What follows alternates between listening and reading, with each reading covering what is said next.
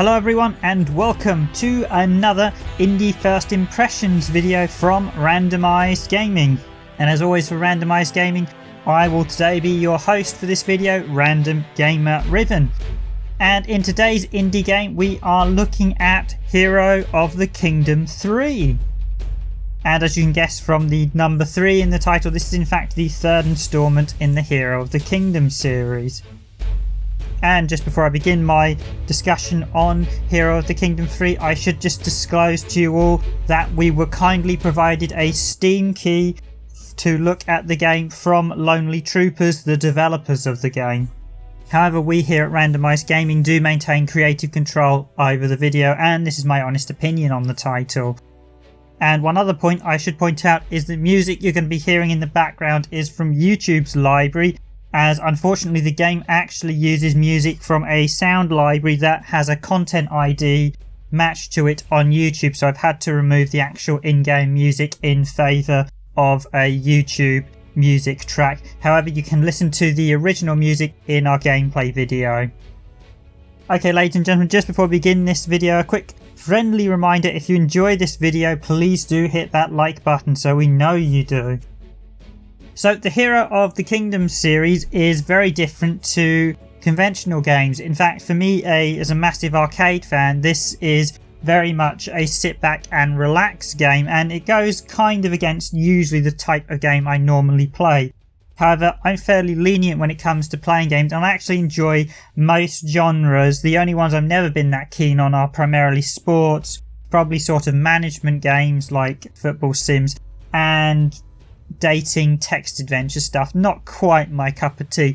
Pretty much everything else I usually enjoy, and the same goes to Heroes of the Kingdom 3. This was not what I was expecting in a game. In fact, it's been a long time since I played anything even remotely similar to this, so it was kind of refreshing to actually play for a bit. It wasn't just a game where you click, point and shoot. So I would describe Heroes of the Kingdom 3 as a cross between a sort of text adventure, a bit of a graphics novel, and a point and click adventure. So as the name of the series would suggest, this is a fantasy series, and the story involves you as basically a boy raised by your uncle. Your parents have died, and it starts off in a classic sort of just raising in a happy little village. Unfortunately, as you rapidly find out, things start to go wrong for the kingdom. You get invaded by a rather nasty horde of monsters, and you set out to defeat them all and save the kingdom. It is a little bit cliched, I suppose, as it's a very traditional story, but you know what, sometimes the traditional stories are the best.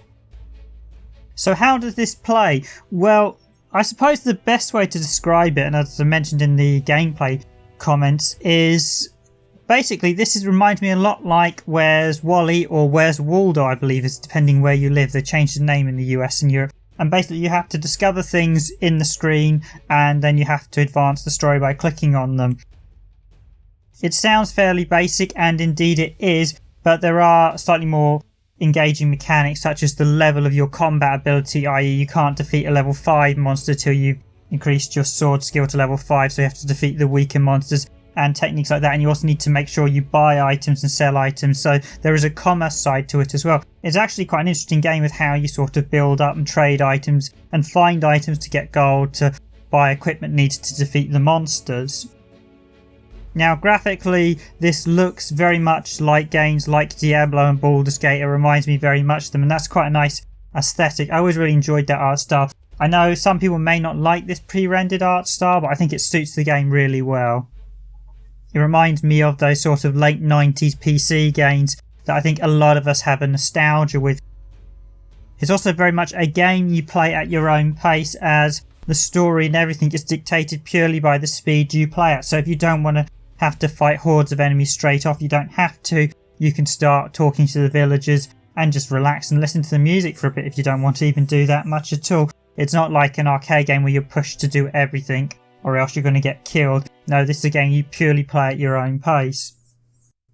Now, if I put my hand on my heart, so to speak, this is certainly a series a lot of people won't enjoy, because it's not going to be everyone's type of game. In fact, you need to appreciate this type of game to really get the most out of it. If you prefer a fast-paced action shooter, this is certainly not your game. Or if you want to drive and race across streets of New York, or some other city in the world, again, this is not going to be your type of game. You're not going to get a lot of enjoyment. If, however, you did like games like Professor Layton and puzzle-orientated titles like Puzzle Bubble and even things like Monkey Island, and you know what, I suspect you'll probably quite enjoy this game. I did see some complaints about grinding, and I will admit fighting the monsters, as even I discovered, could be a little slightly tiresome, with the fact you'd often have to fight a few monsters in the cave, go back, get some more potions and other equipment, or find a monster a slightly weaker level so you could kill that, then go back and kill the harder monsters. That could be slightly repetitive for some. I don't mind that type of grind as such. It does depend more on the player. I think some people like the grind, some people don't, but it doesn't seem too grindy. I mean, I've played some really horrendously grindy games, much like some of the Nippon-ichi tactical RPGs that were such a grind they put even me off, because you were just taking forever to even go up a single level. Whereas this is still relatively fast paced. It just does add some element of trading. You sometimes have to do, you kill a few monsters, you then need to buy a new sword because your old sword breaks, or you need to buy a healing potion or some potion to give you strength to beat another monster. And that's kind of, everything feels like it's flowing through a progressive story, but I did see some people complain about that, so do bear that in mind. It is overall a very straightforward and easy game to play, and that's refreshing. There's no complex mechanics here. It is just literally point and click, and there is a lot of element of discovery of hand and eye coordination, as often you are looking for items like mushrooms to pick up and eggs and butterflies you get tasked with finding on one stage as a sub-quest from a little girl. And that's quite nice, the fact you have to actually spend some time looking at each scene in the game, discovering and just pointing and clicking. I mean, it's not often you actually get games where you just have to click and point at something to see, can you pick that item up? Are you going to be able to use it later? Will you be able to trade it? Will you be able to sell it? And there's something just quite nice and relaxing about that. This is certainly a game that I did find it's very easy just to sit back and relax, play for a bit, and then suddenly an hour has just swept by, even though you don't feel like you've actually played for that long. But it's just one of those games that I think works really well for that type of gameplay. If you've just had a hard days at work and you don't fancy churning into some epic 50 hours RPG, this is the sort of type of game just to relax and unwind for an hour or two, and this is what that type of game's best suited for. Again, I think fans of titles like Myst and Riven will also be at home here with this type of title. It may not be quite like those games, but I think fans of that type of game will appreciate what this title is trying to achieve. In that respect, Here is the Kingdom 3 reminds me an awful lot of a literature book, in that there's a very clear and defined start to finish, and it's just a wild ride in between. Now, I think from this video you'll be able to tell quite easily whether this game is going to be of interest to you. It's currently priced at £7.19 on Steam here in the UK. So on the length factor, I understand each game in the series to be a good couple of hours in gameplay. They're not supposedly huge games, but you'll certainly get a couple of hours play out of them. Certainly I'm still within the first hour of Here is the Kingdom 3, and I'm still nowhere to seeing the kingdom actually get invaded.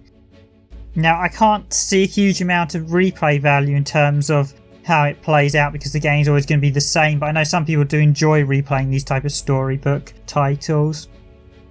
So I think for my summary, I'm just going to say you'll know looking from this video if this game is for you, and if you like this type of game, I think this is certainly one of the better ones to purchase. It's a very well put together title. It didn't have any bugs, it didn't have any crashes, it played nicely and flowed well, which is exactly what you want for this type of game. So thank you for listening to this video. As always, I have been your host, Random Gamer Riven.